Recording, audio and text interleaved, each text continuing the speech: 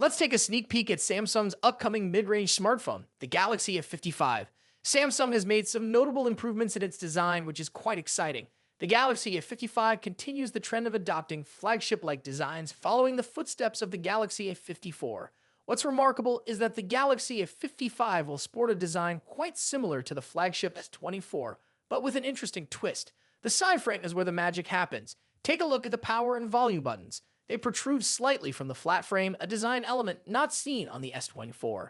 The sides of the A55 will maintain a sleek and flat appearance, resembling the S24 model.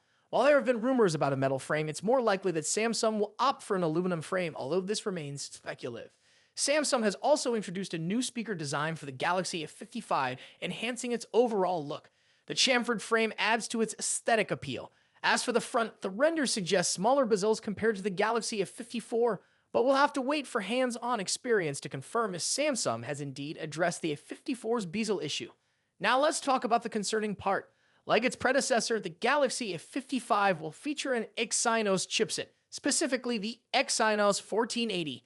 Notably, it will be the first mid-range Samsung phone to incorporate the company's Sclip's GPUs based on AMD's RDNA 2 architecture. However, the real test lies in how well the Exynos 1480 performs in real-world scenarios.